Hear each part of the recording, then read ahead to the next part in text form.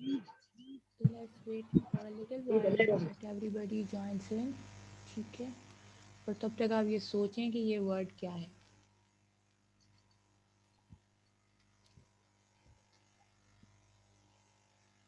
Ma'am ये word mercy भी तो हो सकता है.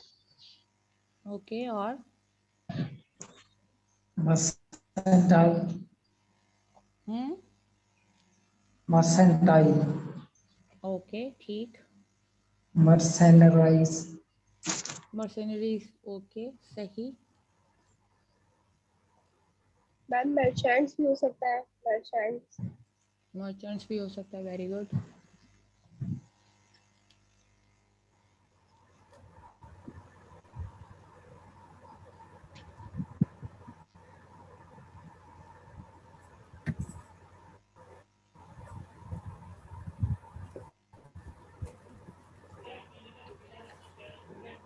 Ma'am Mercedes. Mercedes, okay. Ma'am बार बार यही सारे वर्ड्स आ रहे हैं सोचने पे. हाँ, आते यही है एकदम से जहन में जब आपकी इस तरह की कोई एक्सरसाइज दी जाती है तो ऑन द स्पॉट. अब सोचो बेचारे ट्रांसलेटर का क्या हाल होता होगा.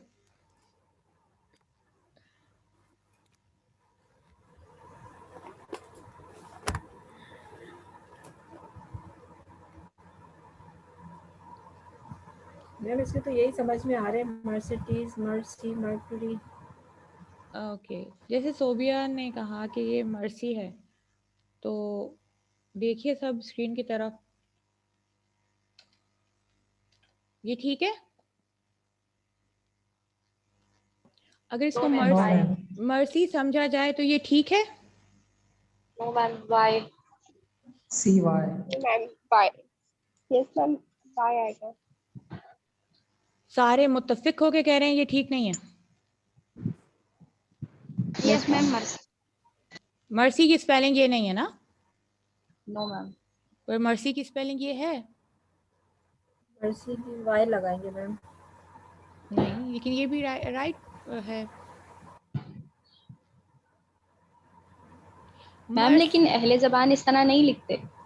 अहले ज़बान, एक ज़बान ही की बात कर रही हूँ मैं, अहले ज़बानों की ही बात कर रही हूँ. ये ज़बान में वर्ड है मर्सी. मैम वो मर्सीज मैंने मर्सीज लिखा जाता है, मर्सी वाई से लिखा जाता है, मर्सीज लिखा जाता है आगे जो लिखते हैं. नहीं नहीं, ऐसा कुछ नहीं है. ये वर्ड ऐसा है, परफेक्ट है अपनी जगह पे. ओके, ये आपने देख लिया. अब दूसरा आप लोग कह रहे थे ये मरकरी है ना वर्ड. बच्चे कह, आप लोगों ने ये भी कहा था ना कि यस मैम मरकरी. कहा था. बिल्कुल ना. Yes ma'am. ठीक है. आउच. तो मरकरी की स्पेलिंग क्या होगी. MERCURY. ठीक है, ऐसे. No ma'am. Are you sure. Ma'am according to pronunciation पढ़े तो ये सब बिल्कुल ठीक है. और ये वैसे लैंग्वेज वाइज लेकिन भी ठीक है. जी, लेकिन हमने जो टेक्स्ट बुक्स में पढ़ा है वो डिफरेंट है. उसकी स्पेलिंग डिफरेंट है. अच्छा, यहाँ पे हम बात कर रहे थे, आप लोग अपनी जगह पे ठीक है. मरकरी की स्पेलिंग जो आप कह रहे हैं वो भी ठीक है. मरकरी की स्पेलिंग जो मैंने लिखी है वो भी ठीक है. अब यहाँ पे जो डिफ्रेंशिएशन आ जाती है वो ये आती है कि मर्सी जो पहला वर्ड है वो प्रोनाउंसिएशन में भी तकरीबन सही है, सिर्फ स्पेलिंग में मसला आ रहा है उसके. ठीक है, यही कह रहे हैं आप लोग. प्रोनाउंसिएशन इनकी ठीक है, स्पेलिंग इनकी गलत है, आप ये कह रहे हैं, right. Yes ma'am spelling difference है. लेकिन मैं ये कह रही हूँ कि स्पेलिंग भी ठीक है.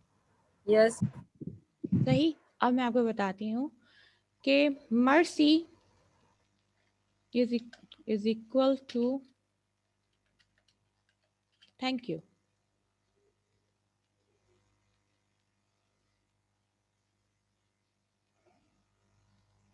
इसके मीनिंग थैंक यू के हैं, और मरकरी के मीनिंग जो है मार्केट प्लेस के हैं.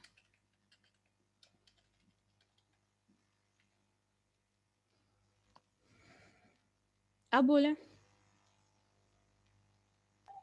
मैम गलत है. कैसे गलत है.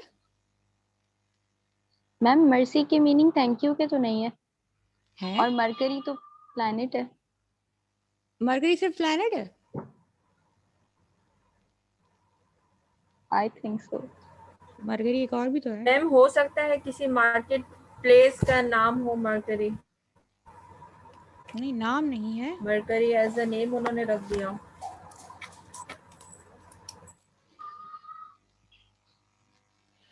मरकरी, अभी यहाँ पे आप लोगों को एक चीज, ओके ठीक है, आप लोगों का कहना है कि मरकरी इज प्लैनेट, ठीक है, ये भी आपने कह दिया, ठीक है। मैं कहती हूँ मरकरी सिर्फ प्लैनेट नहीं है, एक और चीज भी है। मैम ये केमिस्ट्री में एलिमेंट भी है। जी वेरी गुड, ठीक है। क्या है मैम? एलिमेंट है ना। हाँ एलिमेंट, केमिस्ट्री आई गेस। जी, वो जो आपके थर्मोमीटर में होता है, ठीक है। मर्सी अगर इंग्लिश में लिखा जाएगा तो उसकी मीनिंग हमें पता है, ठीक है। मरकरी अगर इंग्लिश में लिखा जाएगा उसकी मीनिंग भी हमें पता है। ये मर्सी फ्रेंच में कहते हैं थैंक यू, और मरकरी मार्केट प्लेस कहलाती है इन जापान, जापानीज वर्ड। और ये स्पेलिंग्स भी ठीक हैं। और ये या अल्लाह। किसने किया है या अल्लाह?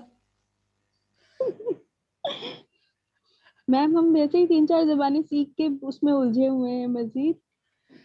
जो ट्रांसलेटर बेचारे की क्या मतलब जहन में मसले होंगे ना। देखिए ये तो बहुत मतलब सिंपल ऐसी चीज है कि मुझे ये याद रह गया, आपको भी याद रह जाएगा, इतना कोई मसला नहीं होगा उसका, ठीक है। यस मैम लेकिन मैम। अगर हमें कोई कहे कि मर्सी या मरकरी, तो हम उससे पहले पूछेंगे कौन सा वाला मर्सी है कौन सा वाला मरकरी। मार्केट प्लेस या मेटल या एलिमेंट की बात हो रही है। जी, ये तो खैर हम लोग करेंगे, लेकिन जब ट्रांसलेशन स्टडीज में आते हैं या ट्रांसलेटर बनते हैं, आप ये ट्रांसलेशन स्टडीज पढ़ क्यों रहे हैं?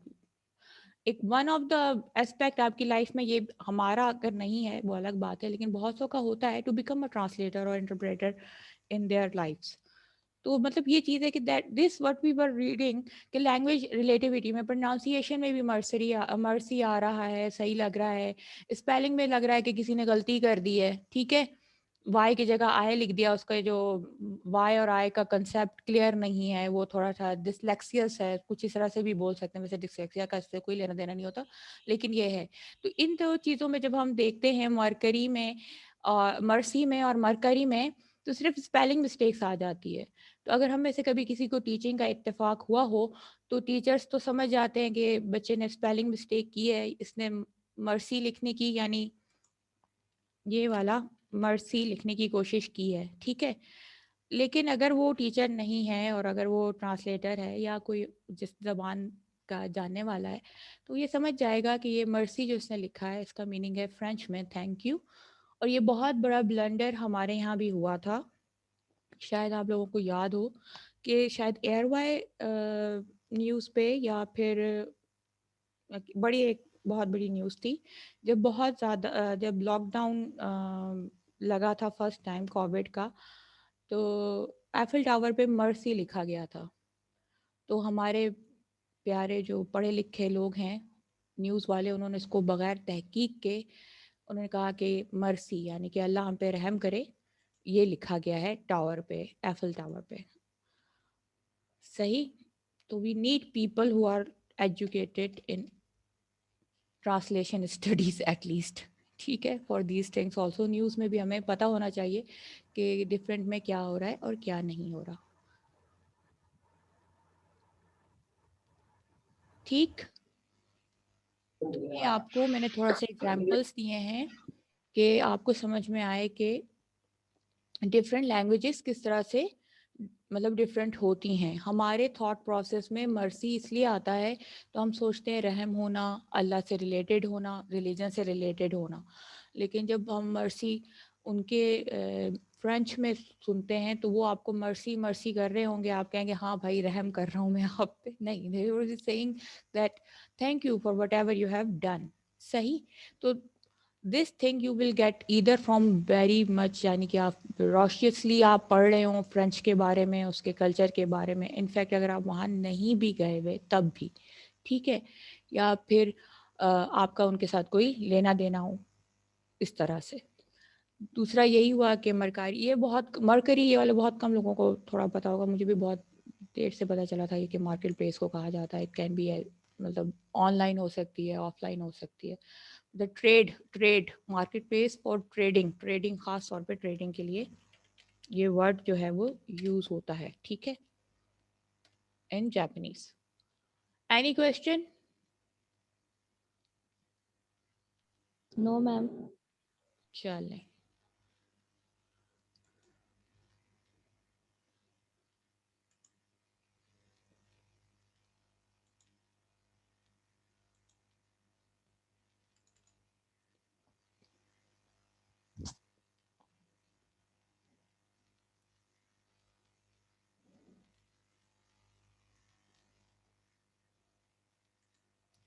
एक minute, let me change the slide.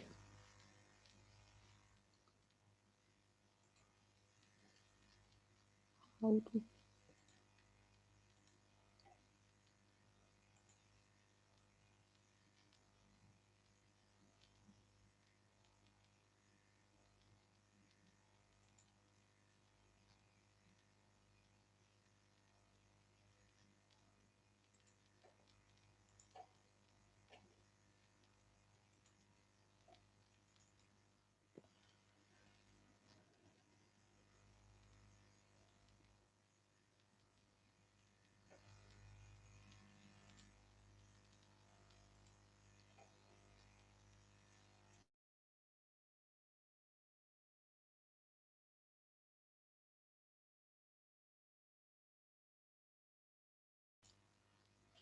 Can you see the slide? Yes ma'am.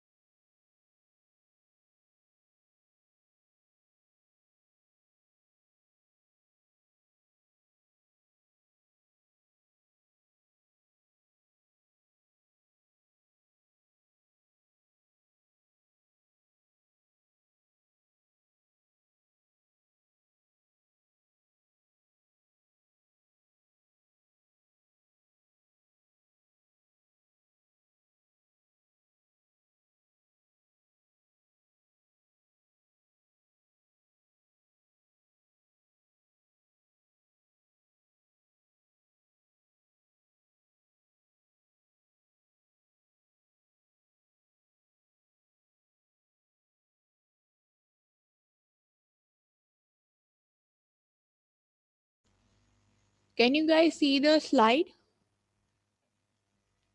Yes, ma'am. Yes ma'am. Yes, ma'am. ma'am. Okay. Yes ma'am.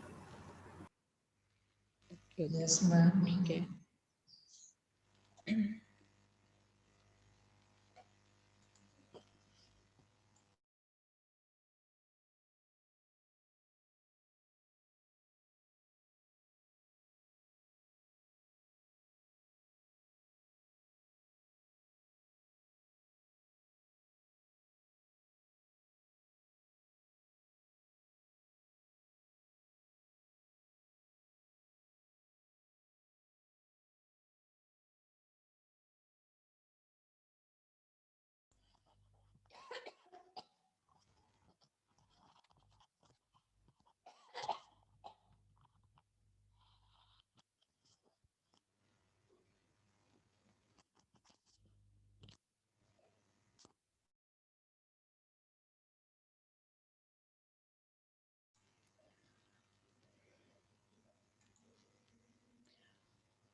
So, okay.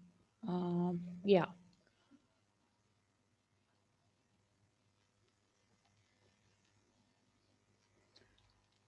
So there's a new topic that we are starting. We are just having a little bit of a brief overview of a translation, and that history, and then we will go to the Holmes map of translation studies.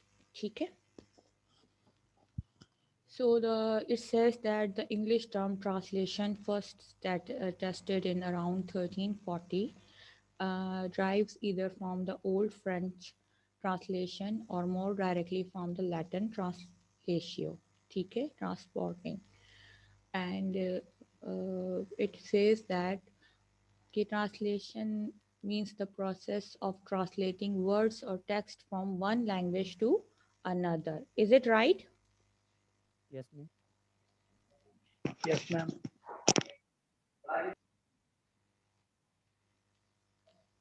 Sahi. Coming.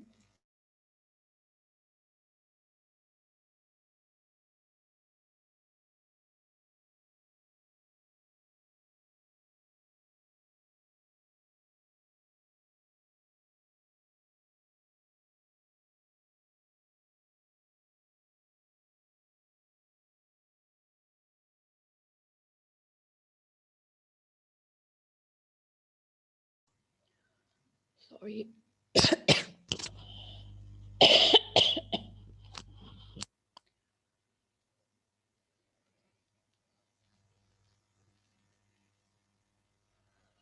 अब हमारे पास question ये question आता है कि हम लोग जो है कि हम ट्रांसलेशन स्टडीज़ एकदम से ये सब्जेक्ट कैसे आ गया, why are we are studying it and why has become so prominent. पहले तो नहीं सुना था किसी ने भी कि ट्रांसलेशन स्टडीज़ का कोई मतलब स्कोप है या कोई ऐसा subject matter. It's a very relatively new subject. ठीक है, ट्रांसलेशंस हो रही थी पहले से या अब होना शुरू हुई हैं?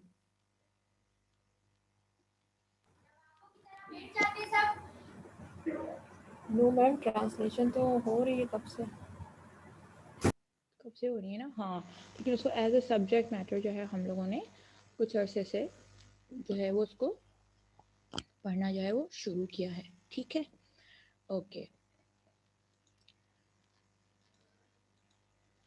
There are some ways in which translation studies has become more prominent. ठीक है, first, just as the demand of a translation has soared, so has there been a vast expansion in the specialized translating and interpreting programs at both undergraduate, postgraduate levels. These programs, which attract thousands of students,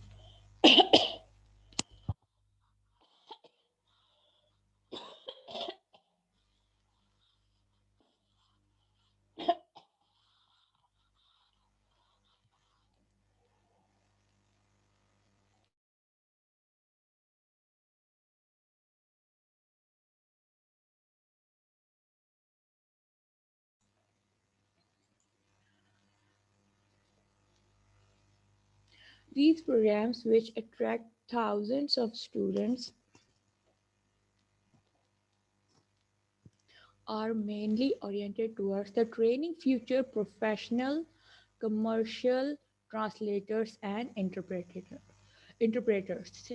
and serve as a highly valued entry-level qualification for the professions. The types of translation covered at each institution varies.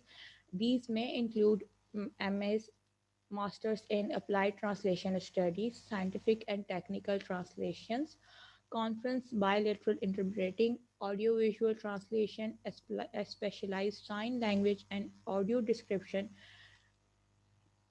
and a smaller number of programs focuses on the practice of literary translation. ठीक है, what happened is कि over the time translation studies तो पहले इतना ज़्यादा vast subject नहीं बनाया गया था, अब बन गया है. और इसके लिए आपके पास जो है वो पोस्ट ग्रेजुएट और ग्रेजुएट लेवल पे भी कोर्सेज जो है वो ऑफ़र किए जा रहे हैं. Even masters in applied translation studies भी ऑफ़र हो रहा है. ठीक है, क्यों? क्योंकि ये आपको एंट्री लेवल क्वालिफिकेशन देते हैं to become a professional commercial translator और इंटरप्रेटर्स. ठीक है, लेकिन जब वो मास्टर्स इन अप्लाई ट्रांसलेशन करेंगे तो जाहिर सी बात है वो आपकी एंट्री लेवल क्वालिफिकेशन तो नहीं होगी फिर. और जो सब्जेक्ट आपको ट्रांसलेशन स्टडीज़ करने के बाद आप बहुत कुछ कर सकते हैं कॉन्फ्रेंस में जाके, जो है आप इंटरप्रेटर बन सकते हैं, ऑडियो विजुअल ट्रांसलेशन कर सकते हैं। स्पेशलाइज्ड होता है साइन लैंग्वेज और ऑडियो डिस्क्रिप्शन में, ठीक है। टेक्निकल ट्रांसलेशंस होती हैं। सिंपल एक ट्रांसलेशन अब नहीं रही, इतनी सारी उसकी डिफरेंट फील्ड्स आ गई हैं, ठीक है। लेकिन इसके अलावा भी अगर आप सिंपल भी मास्टर्स कर लेते हैं या बीए बैचलर लेवल्स कर लेते हैं तो भी you can easily practise your literary translations. सही? Any question?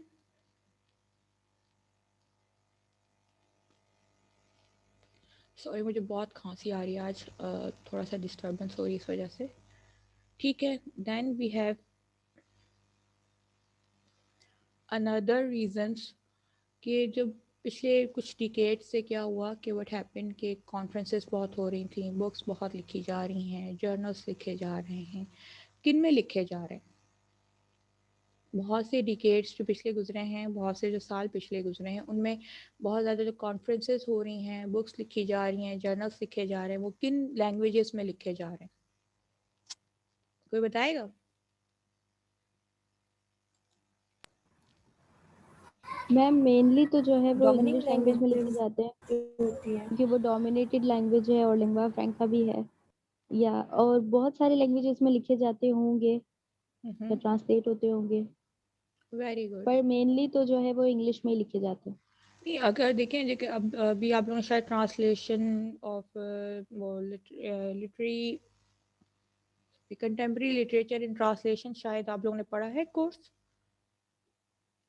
जिसमें आप वर्ल्ड का ट्रांसलेशन के को पढ़ते हैं, लिटरेचर को। World literature in translation course पढ़ा है आप में से किसी ने? नो। ओके, सही है। तो पास्ट डिकेड्स में ठीक है, we do write things mainly in English because जाहिर सी बात है, वी वांट आवर जर्नल्स और our research papers to be read by everybody. लेकिन इसका मतलब ये तो नहीं है कि पाकिस्तान में बुक्स बनना या छपना ख़त्म हो गई हैं, ठीक है। पाकिस्तान में भी चीज़ें छपती हैं, बुक्स लिखी जा रही हैं, जर्नल्स लिखे जा रहे हैं। और अगर कोई बंदा इंटरेस्टेड है पाकिस्तानी लिटरेचर में, पाकिस्तानी बहुत सा ऐसा लिटरेचर है जो कि ट्रांसलेट किया गया है इंटरनेशनल लैंग्वेजेस में, not only in English but other languages as well, ठीक है। फिर इसके बाद ये सेकंड उसको बताता है, as the number of publication has increase so has the demand for journal and analytical instruments such as anthologies, databases, encyclopedia, handbooks and introductory text. Their number is ever growing. International organizations for translations have also proposed and favored in the translators and its studies, ठीक है। तो what is happening कि world में literature तो होगा, हमेशा ही होगा, लेकिन अब नीड इसकी भी बढ़ रही है कि लोगों का इंटरेस्ट बढ़ रहा है। इंटरेस्ट क्यों बढ़ रहा है लोगों की लिटरेचर को पढ़ने में? अपने लिटरेचर के अलावा वर्ल्ड के लिटरेचर को पढ़ने में एक इंटरेस्ट कैसे बढ़ रहा है? कुछ आइडिया है आप लोगों को? मैम जितना लिटरेचर मतलब दूसरे कंट्रीज का, दूसरे रीजन्स का पढ़ेंगे तो उस इलाके के बारे में नॉलेज ज़्यादा होगी, वहाँ के बारे में ज़्यादा उनको वो पता चलेंगी मालूमात वगैरह। सही, ये भी एक अच्छी बात है आपकी, बिल्कुल सही कह रही हैं। इसके अलावा क्या वजह है कि एकदम से इतना इंटरेस्ट कैसे बढ़ गया लोगों को दूसरों की, मतलब पिछले पास्ट डिकेड्स में ख़ास तौर पे 10 to 15 ईयर्स या 10 to 20 ईयर्स में इतना इंटरेस्ट लोगों में कैसे बढ़ गया कि वो जो है वो दूसरे मैम मुल्कों का लिटरेचर पढ़ना चाहते हैं? जी बख्तावर, पहले आप बोलें फिर सोबिया बोलेंगी। जी बोलें। मैम जैसे अभी हम अगर कुछ टिकट्स पहले देखें तो अब जो हम ग्लोबलाइज्ड वर्ल्ड में रहते हैं, मीन्स के जो डिस्टेंसेस थे वो बिल्कुल ख़त्म हो गए, तो हमारा जो इंटर कनेक्शन है वो बहुत ज़्यादा बढ़ गया। तो एक दूसरे का लिटरेचर पढ़ेंगे, लाइफ स्टाइल पता होगा, तो मीन्स तभी हम सोशलाइज हो पाएंगे एक दूसरे के साथ। ठीक है, गुड। अब सोबिया बताएंगी। सोबिया आप बताएं। मैम एग्जैक्टली यही पॉइंट है कि जो है सोशल मीडिया ने आकर जो है वो एक रेवोल्यूशन क्रिएट किया है और दुनिया जो है वो इंटरडिपेंडेंट और बहुत ज़्यादा मुख्तसर होकर हमारे मोबाइल के अंदर आ गई है। तो जो है हम इसीलिए इससे पहले हमें नहीं पता था कि चाइनीज कैसे होते हैं, अब इवन बचपन से लेके अब तक यही सुना है कि उन सब की शक्लें एक जैसी होती है, लेकिन फिर बड़े होकर जब हम लोग इस दौर में आए तो हमें ये पता चला कि नहीं, उनकी शक्लें हमारे यहाँ डिफरेंट होती है अगर हम उनको गौर से देखें तो ये इसी किस्म की चीजें जो होती है ना, वो एक तो ह्यूमन नेचर के अंदर क्यूरियोसिटी है। जैसे पिछले दिनों हमें ये पता चला कि जो है कोरोना वायरस एक चमगादड़ के अंदर से निकला है, और वो चमगादड़ खाते थे चाइनीज, और ये चाइना की वजह से सारा वबाल दुनिया के ऊपर आया है। तो पर्सनली अगर मैं अपनी बात करूँ तो मुझे बड़ी क्यूरियोसिटी हुई कि वो क्या खाते हैं अपने खाने में, क्योंकि इससे पहले हमने बहुत सारी रूमर्स इससे सुन रखे हैं कि वो कीड़े मकोड़े और इस तरह की चीजें खाते हैं जिनको नाम लेते ही दिल खराब होता है। तो जो है ये क्यूरियोसिटी जो लोग किसी नेशन के बारे में या किसी पर्टिकुलर कंट्री के बारे में जो स्प्रेड करते हैं, उसको कंफर्म करने के लिए भी मे बी के जो है, क्योंकि मैंने तो अगर चाइनीज लिटरेचर पढ़ा है तो इस तरह से पढ़ा है, लेकिन जब मैंने उनको पढ़ना शुरू किया और उनके बारे में जानना शुरू किया तो एक चीज मुझे बड़ी अच्छी लगी उनकी, कि वो पानी जो पीते हैं वो कभी भी ठंडा पानी नहीं पीते, जैसा अमूमन हमारे यहाँ एक रिवाज है। ना ही वो ठंडी चीजों का इस्तेमाल करते हैं, वो नीम गर्म पानी पीते हैं, और ये उनके लिए एक रिलैक्सिंग चीज है, जो कि हमारे यहाँ बिल्कुल अपोजिट है। बिल्कुल बिल्कुल बिल्कुल सही कह रही हैं। अब यहाँ तक जैसे आपको ये बात पता चल गई उनकी, तो अब आपके अंदर और जो है वो शौक बढ़ेगा, आप चाहेंगी कि आप वो लैंग्वेज भी सीखें, या फिर उस लैंग्वेज के रिलेटेड लिटरेचर को भी पढ़ने का आपके अंदर आहिस्ता आहिस्ता क्यूरियोसिटी बढ़ेगी ना? जी। हुआ यही हुआ कि like you guys have just pointed out and which is very good that के because of the world becoming a global village, because of the advancement in the technology, तो क्यूरियोसिटी बहुत बढ़ गई। ठीक है, चीज़ें बहुत बन गई। अब लोगों को फिर जो एनालिटिकल तौर पे लोग काम करते हैं, जो कि डेटाबेस मेंटेन करते हैं, तो उन्होंने भी ये सोचा कि क्या अच्छा हो कि हम ऐसी लाइब्रेरीज भी बना लें जो इनमें हम जो है वो ट्रांसलेट करके रख लें लोगों की पब्लिकेशंस को। इस वजह से भी पब्लिकेशंस हाउसेस और जो गवर्नमेंट का लेना देना था वो भी इसमें इन्वॉल्व हो गया, और इंटरनेशनल ऑर्गेनाइजेशंस हैं ट्रांसलेशंस की। जाहिर सी बात है इंटरनेशनल ऑर्गेनाइजेशन होनी चाहिए ना, होनी तो चाहिए। तो वो भी उन्होंने कहा कि फेवर्ड में उन्होंने कहा कि ट्रांसलेटर्स को बाकायदा ट्रेनिंग दी जाए तो बेटर है, सही, ताकि वो सही तरह से ट्रांसलेशन कर सकें, हमारे पास कोई बीच में गलतियां ना हो किसी भी वर्क की ट्रांसलेशन में। व्हाट इज़ हैपेंड कि अगर मैं, हम तो वो हैं कि जिसकी हमारी सेकंड लैंग्वेज ही इंग्लिश है, ठीक है, पर अब क्या चाइना में इंग्लिश का कोई लेना देना है? No ma'am. No ma'am, Chinese इतना इंग्लिश नहीं यूज करती। इवन कि वहाँ जो साइन बोर्ड वगैरह होते हैं वो भी बहुत कम इंग्लिश में होते हैं, वो सारे चाइनीज से भरे हुए होते हैं। मतलब सही, ओके। तो अगर चाइनीज़ प्राइम मिनिस्टर यहाँ पाकिस्तान आएगा तो वो क्या करेगा? मैम ऑब्वियसली उनके साथ ट्रांसलेटर अपने लेके आएगा। ट्रांसलेटर होते। हाँ, वेरी गुड। ठीक है, इसी तरह से जब वो अमेरिका जाएगा तो वो वहाँ भी एक ट्रांसलेटर या इंटरप्रेटर अपने साथ लेके जाएगा, जो उसकी बात को उनको समझाएंगे और उनकी बात को उनको समझाएंगे चाइनीज़ को। तो ठीक है, तो अब ये कि अब इसको प्रॉपर सब्जेक्ट के तौर पे, वैसे तो तकरीबन अच्छा हमारे पास अभी relatively in Pakistan this is a new subject.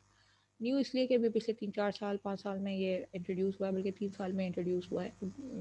तो लेकिन बाकी इंटरनेशनली भी ये थोड़ा न्यू ही है, लेकिन हमसे थोड़ा पुराना है। ठीक है, तो ये आप लोगों को नीड पता चल गई कि इसके लिए क्यों किया गया, क्योंकि जाहिर सी बात है हमें इंसाइक्लोपीडियाज़ बनाने हैं, हमें डेटाबेस मेंटेन करने हैं, एंथोलॉजीज रखनी है कि anthologies are something to do with the human and human nature and their things.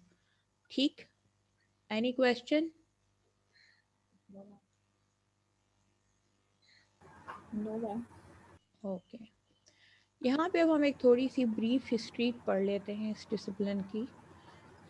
Writing on the subject of translating go far back in recorded history.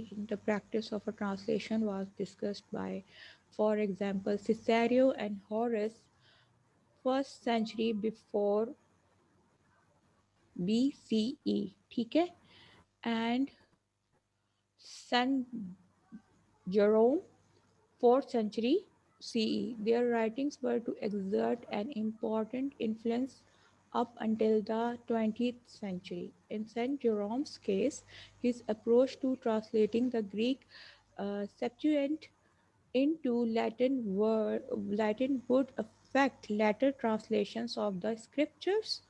Indeed, in Western Europe, the translation of the Bible was to be for well over 1,000 years, and especially during the Reformation in the 16th century, the battleground of conflicting ideologies. In China, it was the translation of the Buddhist sutras that inaugurated a long discussion on the translation practices from the 1st century CE. ठीक है, एक minute इसको slide को पढ़ें आप लोग, एक second सब पढ़ें इसको। मैडम स्लाइड नजर ही नहीं आ रही।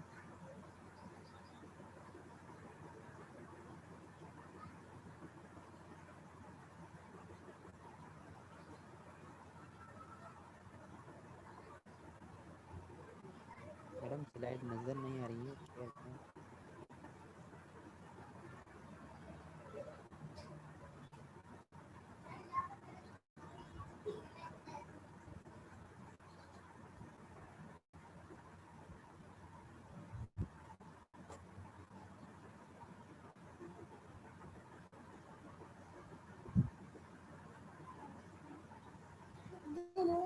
तो सबसे इसमें जो ये दो बड़े मुश्किल से नाम लिए गए हैं, ये फर्स्ट वाले आपको नाम इसमें कौन से नज़र आ रहे हैं जो बिफोर क्राइस्ट के ज़माने के हैं? ये कौन से नाम आपको नज़र आए, जल्दी से बताइए। Caesario and Horace. Very good. और उन्होंने क्या किया है ये भी लिखा हुआ है इसमें।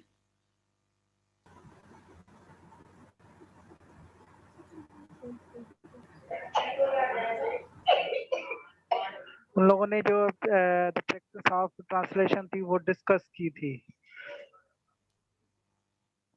ओके, डिस्कशन की थी, उन्होंने ट्रांसलेशन की थी, बिल्कुल ठीक है, it's okay.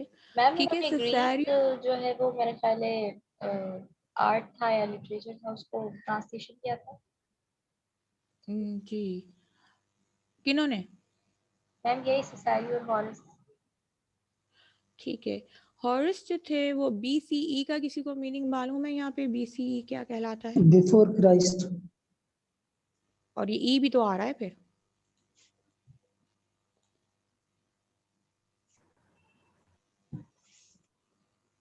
You are right, ई के मीनिंग एरा होता है, ठीक है। बिफोर क्राइस्ट एरा कर, इसको BC को इन्होंने बिफोर कॉमन एरा यानी बिफोर द क्राइस्ट एरा यानी के टाइम की बात हो रही है, इतनी पुरानी बात हो रही है, ठीक है। Horace was a person who translated जितने भी ग्रीक के वो थे पोइट्स वगैरह, पोइट्री वगैरह, उसको वो ट्रांसलेट करते थे, ठीक है। और सिसारियो क्या करते थे, कुछ आइडिया है?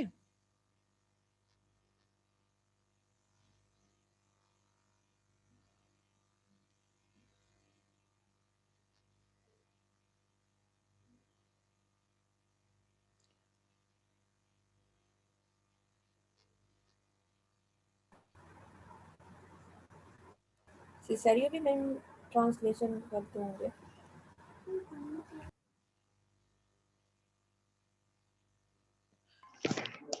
No idea, ma'am. Horace was a Roman poet and he used to translate जो है वो करते थे पुराने पोइट्रीज को इन द लैटिन लैंग्वेज, ठीक है। लेकिन सिसारियो ने क्या किया था? सिसारियो ट्रांसलेटेड द बाइबल, ठीक। ही translated the Bible into Latin. इन्होंने इससे पहले बाइबल आई कैसे? बाद में आई होगी। हॉरेस की बात हो रही है, सिसारियो की नहीं हो रही। मैम लिखी है दोनों का नाम बिफोर क्राइस्ट एरा लिखा। इस चीज़ को हम बिल्कुल उस तरह से नहीं, इनको बिल्कुल वो बिल्कुल एग्जाम्पलरी हम इन चीज़ों को नहीं कर सकते। मैंने जो सिसारियो होगा वो उसने जब लैटिन लैंग्वेज में इसको किया है कन्वर्ट, तो उसने उस वक्त किया होगा कि वन ऑफ द वो होगा पॉप्स होगा, अर्ली पॉप्स होगा, ठीक है। तो क्राइस्ट एरिया भी तो बात हो रही है, क्राइस्ट एरा की भी तो बात हो रही है, यहाँ पे 4th सेंचुरी की भी बात हो रही है, हॉरेस की बात हो रही है जिसने पहले से किया है, और ये जो है बाद में सेंट जेरोम और सिसारियो की बात हो रही है। सिसारियो tried attempted to change the Bible into to translate the Bible in Latin era, ठीक है, लेकिन सेंट जेरोम ने जब उसको उसी चीज़ को फॉलो किया, उसको बहुत ज़्यादा इजी कर दिया, आम फहम कर दिया, ठीक है, और दैट वाज लेटर ऑन, बहुत देर बाद, सिसारियो के बहुत देर बाद। और इनको जो है वो सेंट जेरोम्स को जो है फादर ऑफ ट्रांसलेटर माना जाता है, सिसारियो को और सेंट जेरोम्स को, ठीक। और जो एरा है इसको हम बिल्कुल एग्जैक्टली नहीं कर सकते, ये अंदाज़न है हमारे पास, क्योंकि टाइमिंग का हम लोग उस ज़माने में इतना ख्याल नहीं रखते थे, डॉक्यूमेंटेशन उस ज़माने में इतनी ज़्यादा नहीं करते थे, तो इसका भी एक मसला आ जाता है। लेकिन लगभग इन्होंने ये बात कही है कि हॉरेस तो बिफोर क्राइस्ट ही जो था वो लैटिन की जो है वो बातें ग्रीक पोइट्री को जो है वो लैटिन ज़बान में जो है वो ट्रांसलेट करता था, और सिसारियो भी उसी ज़माने में करता था, but he was in the same era of Christ की डेथ के कुछ अरसे की बात हो रही है, बहुत ही ज़्यादा अरसा नहीं गुजरा हुआ क्राइस्ट की डेथ को, कॉमन एरा की बात आ रही है, ठीक है। तो कॉमन एरा में बहुत से लोग ये भी बात करते हैं कि यार बिफोर क्राइस्ट है, नहीं, इस बिफोर कॉमन एरा आ रहा है, यानी कि क्राइस्ट की डेथ हो गई है और उसके बाद जो है आफ्टर डेथ जो है, ये जो दोनों चीज़ें हैं, बिफोर कॉमन एरा जो वर्ड है ये आफ्टर डेथ एडी की जगह आया है, ठीक है। एडी को इसको कहते हैं, आफ्टर डेथ को कहते हैं, right, after death of whose, किनकी डेथ हुई, एडी, हजरत ईसा, जी। तो उस चीज को अभी हजरत ईसा, जी क्राइस्ट की बिल्कुल ठीक है। तो जब बिफोर BCE को जब इन्होंने बिफोर कॉमन एरा कह दिया है, और which is equivalent to after death कर दिया है, तो द डेथ ऑफ क्राइस्ट, लेकिन early years of Christ death, ठीक है। तो सिसारियो ट्राइड कि भाई उसने कोशिश की कि जो ग्रीक को लैटिन लैंग्वेज में बाइबल को जो है वो ट्रांसलेट करे, it was the early era, ठीक है। लेकिन देन सेंट जेरोम्स बहुत अरसे बाद, आफ्टर लाइक तकरीबन बहुत अरसे बाद, तकरीबन 2-3 सेंचुरीज के बाद, जब जो है उन्होंने इस चीज़ को ट्रांसलेट किया था बाइबल को, ठीक है।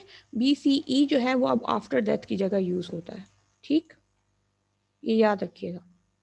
तो अब बाइबल मौजूद है, बाइबल ट्रांसलेट हो सकती है, सही। और बहुत सी बात ये भी थी कि जब पहले जैसे अगर कोई भी किताब होती है, बेसिकली उसका ये होता है कि उस वक्त वो किताब एक ग्रीक ने लिखी हुई है, ठीक है, और उसको आपने क्या किया है, ट्रांसलेट करते जा रहे हैं साथ साथ, उसके परफेक्ट अभी नहीं है उसमें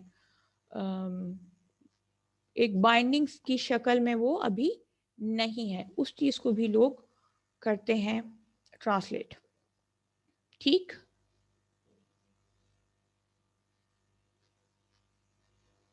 Are you guys getting it? Yes, ma'am. Okay. Yes, ma'am. So BCE is after death now, ठीक।